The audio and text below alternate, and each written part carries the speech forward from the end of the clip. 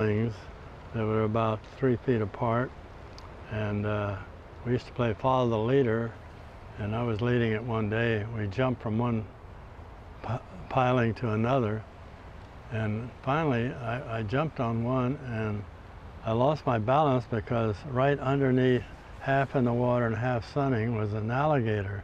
Of course, it seemed to me about 50 feet long, but I guess it was less than that.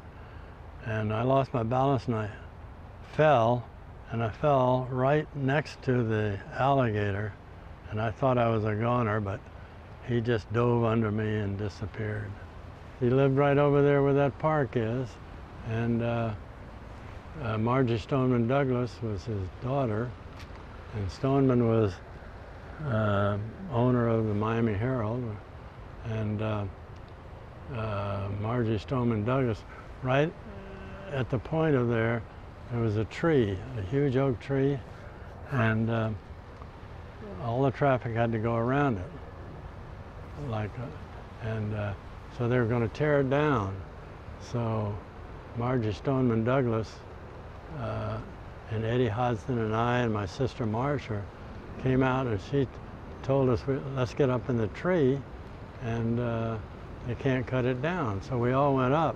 Of course, she was 10 years older than we were, and so we sat up there all night, and the police, they came to cut it and they couldn't do it, and then the police came and ordered us down, and of course it scared me and Marcia, but we didn't move, and so we spent the night there.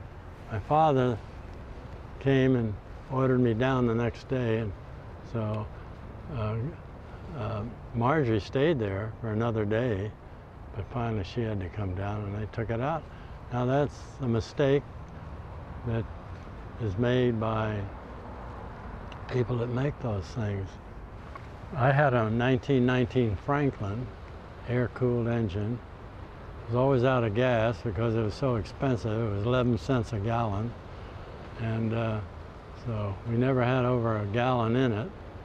And so one day we were about dry, and Margie says, I'll get you some gas. So she got a hose and went into her father's garage and siphoned a couple of gallons out of his tank and put it in my tank.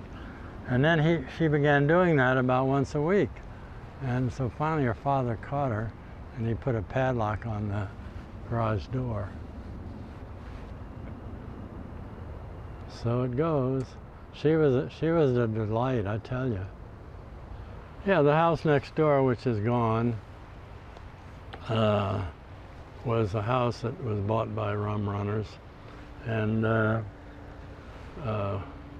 they had a pier right across the street on the river, and Ed Hodgson and I, my buddy that built the house down the way, we used to go down there and watch them fix their speedboats that were plying between the Bahamas and the United States, bringing in or taking out alcoholic beverages. And the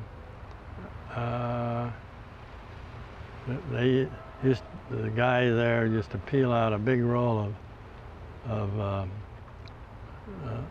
currency, and he'd peel off one and give it to Eddie and give me one and just say, beat it. And